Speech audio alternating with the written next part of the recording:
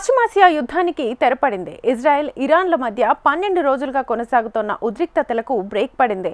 రెండు దేశాలు కాల్పుల విరమణకు అంగీకరించాయని అమెరికా అధ్యక్షుడు ట్రంప్ ప్రకటించారు. అలాంటిదేమీ లేదని ఇజ్రాయెల్ మీద క్షిపణుల దాడులను కొనసాగించిన ఇరాన్ చివరికి దిగి వచ్చింది. ఇరాన్ నుంచి అనుముప్పు తొలగిపోయిందని, తాము కాల్పుల విరమణకు అంగీకరిస్తున్నామని ఇజ్రాయెల్ ప్రధాని నెతన్యాహు స్పష్టం చేశారు.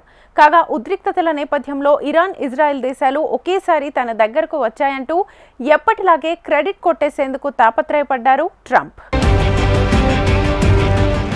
కొద్ది రోజులుగా యుద్ధ గర్జనలు వినిపించిన పశ్చిమాసియాలో అనూహ్యంగా శాంతి కపోతాలు ఎగిరాయి. ఇజ్రాయెల్కు మద్దతుగా ఇరాన్లోని కీలక స్థావరాలపై విరుచుకుపడి విధ్వంసం సృష్టించిన అగ్రదేశమే స్వయంగా ఇందుకు చొరవ తీసుకోవటం విశేషం. ఇజ్రాయెల్ ఆపరేషన్ రైజింగ్ లయన్కు మద్దతుగా అమెరికా ప్రత్యక్షంగా ఇరాన్లోని కీలక అణుస్థావరాలపై అత్యంత శక్తివంతమైన బాంబర్లతో విరుచుకుపడింది.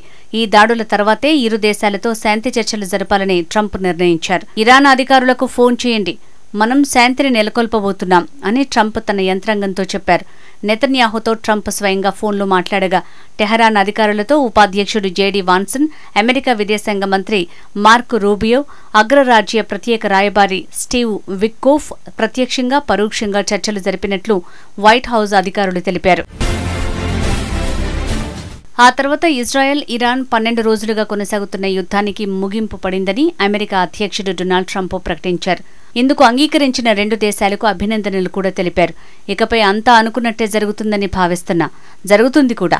ఈ 12 రోజుల యుద్ధాన్ని ముగించే ధైర్య సాహసాలు, ఇంటెలిజెన్స్ ని కనబరిచిన ఇరు దేశాలకు శుభాకాంక్షలు అని ట్రంప్ తన సోషల్ మీడియా వేదికగా ట్రూత్ సోషల్లో ప్రకటించారు.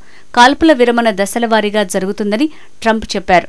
తొలుత ఇరాన్ కాల్పుల విరమణ ప్రారంభిస్తుందని, ఆ తర్వాత 12 గంటలకు ఇజ్రాయెల్ కూడా దాడుల్ని ఆపేస్తుందని అన్నారు. ఈ ఒప్పందాన్ని ఇరు దేశాలు గౌరవిస్తాయని కూడా తెలిపారు. యావత్ మధ్య ప్రాచ్యాన్ని నాశనం చేయగల ఈ యుద్ధం కొన్నేళ్లపాటు జరిగి ఉండేదని, కానీ అలా జరగలేదని చెప్పుకొచ్చారు. ఇరు దేశాలకు మధ్య ప్రాచ్య ప్రాంతానికి దేవుడి దీవెనలు ఉంటాయని కూడా అన్నారు. కాల్పుల విరమణకు ఒప్పందం జరిగినట్లు ట్రంప్ ప్రకటించినప్పటికీ తెల్లవారుజాము వరకు ఇరాన్ పోరును కొనసాగించింది. టెల్ అవీవ్ని లక్ష్యంగా చేసుకుని క్షిపణులు ప్రయోగించింది. ఇరాన్ క్షిపణులు దూసుకొస్తున్నాయని, ప్రజలంతా సురక్షిత ప్రాంతాలకు వెళ్లాయని ఇజ్రాయెల్ మిలిటరీ ప్రజల్ని హెచ్చరించింది.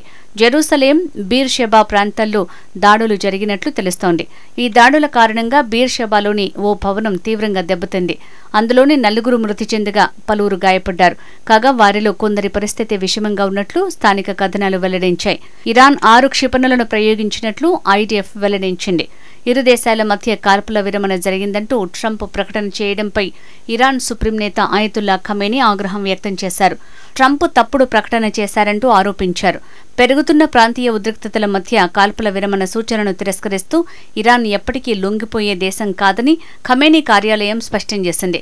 అమెరికా అధ్యక్షుడు డొనాల్డ్ ట్రంప్ ప్రతిపాదించిన కాల్పుల విరమణ ప్రణాళిక అబద్ధమని, అమెరికాకు ఇటీవల జరిగిన అవమానం నుంచి దృష్టిని మళ్లించడానికే ట్రంప్ ఈ విధమైన ప్రకటన చేశారని పేర్కొంది. ఇరాన్ చరిత్ర, ఇక్కడి ప్రజల గురించి తెలిసిన వారికి ఇరాన్ లొంగిపోయే దేశం కాదని స్పష్టంగా తెలుసన్నారు. మరోవైపు కాల్పుల విరమణ కోసం టెహరాన్ను ట్రంప్ ప్రాధేయపడ్డారని ఇరాన్ ప్రభుత్వ రంగ మీడియా ఛానల్ IRINN కొత్త ప్రకటన చేసింది. ఖతార్లోని అమెరికా స్థావరాలపై ఇరాన్ విజయవంతంగా దాడి చేయగానే ఇజ్రాయెల్తో బలవంతంగా కాల్పుల విరమణ అంగీకరింపజేశారని పేర్కొంది. ఈ దాడి అనంతరం ఒప్పందం కోసం ట్రంప్ ఇరాన్ను ప్రాధేయపడ్డారని వెల్లడించినట్టు తెలిపింది. ఈ సందర్భంగా Iran revolutionary guards core army Iran వాసుల ప్రతిఘటనను అభినందించింది. కాల్పుల విరమణపై తాము ఎలాంటి ఒప్పందం చేసుకోలేదని ఇరాన్ విదేశాంగ మంత్రి అబ్బాస్ అరాగ్చి అన్నారు. ఇజ్రాయెల్ ఆపితే తాము ఆపుతామని చెప్పుకొచ్చారు. అటు ఇజ్రాయెల్ కూడా ప్రతిదాడులు చేసింది. దీంతో టెహరాన్లోనూ సైరన్ శబ్దాలు వినిపిస్తున్నాయి. ఆ తర్వాత ఇజ్రాయెల్తో కాల్పుల విరమణ ఒప్పందం మొదలైనట్లు అధికారికంగా ప్రకటించింది.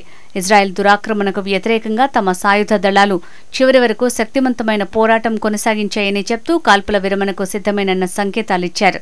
అటు ట్రంప్ కూడా దీనిపై స్పందించారు. కాల్పుల విరమణ ఒప్పందం అమల్లోకి వచ్చింది, దయచేసి దాన్ని ఉల్లంఘించొద్దు అని సూచించారు. ఇరాన్ ప్రకటన తర్వాత తాము కూడా కాల్పుల విరమణను అంగీకరిస్తున్నట్లు ఇజ్రాయెల్ ప్రకటించింది. ఈ మేరకు ఆ దేశ ప్రధానమంత్రి బెంజమిన్ నెతన్యాహు కార్యాలయం ప్రకటన విడుదల చేసింది. ఆపరేషన్ రైజింగ్ లయన్ అన్ని లక్ష్యాలను ఇజ్రాయెల్ సాధించింది. ప్రత్యర్థి నుంచి పొంచి ఉన్న 2 ప్రధాన ముప్పులను తొలగించాం. ఆపరేషన్లో భాగంగా టెహరాన్ గగనతలాన్ని ఐడీఎఫ్ పూర్తిగా తమ ఆధీనంలోకి తీసుకోగలిగింది. ఆ దేశ మిలిటరీ నాయకత్వాన్ని తీవ్రంగా దెబ్బకొట్టింది. ఇరాన్ ప్రభుత్వానికి చెందిన డజన్ల కొద్ది ప్రాంతాలను ధ్వంసం చేసింది. మరో సీనియర్ అణు శాస్త్రవేత్తను కూడా హతమార్చింది. టెహరాన్ గుండెను ముక్కలు చేసింది అని ఇజ్రాయెల్ పీఎంఓ కార్యాలయం తన ప్రకటనలో వెల్లడించింది. ఇజ్రాయెల్కు రక్షణ పరంగా సహకారం అందించడమే కాక రణరంగంలోకి స్వయంగా అడుగుపెట్టి ఇరాన్ నుంచి పొంచి ఉన్న అణుముప్పును తొలగించడంలో సాయం చేసిన అధ్యక్షుడు డొనాల్డ్ ట్రంప్నకు కృతజ్ఞతలు తెలియజేస్తున్నాం.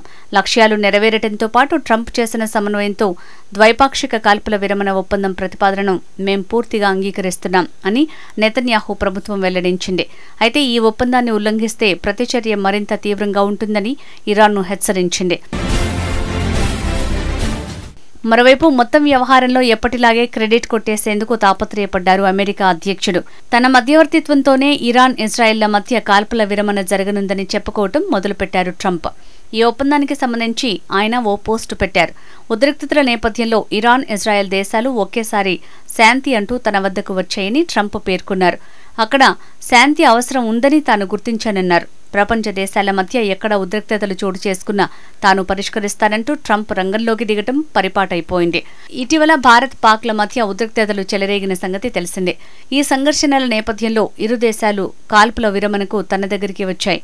తన మధ్యవర్తిత్వంతోనే ఇది సాధ్యమైందని పలుమార్లు చెప్పుకొచ్చారు. అయితే దీన్ని భారత్ ఎప్పటికప్పుడు ఖండిస్తూ వచ్చింది. ఇటీవల ట్రంప్ పాకిస్తాన్ ఆర్మీ చీఫ్ను పిలిచి వైట్ హౌస్లో విందివ్వటం తెలిసిందే. ఆ తర్వాత అమెరికా అధ్యక్షుడికి నోబెల్ శాంతి పురస్కారం ఇవ్వాలంటూ పాకిస్తాన్ సిఫారసు చేయటం తెలిసిందే. అయితే పాకిస్తాన్లో విపక్షాలు ప్రముఖులు ఈ ప్రతిపాదనను తప్పుబడుతున్నాయి.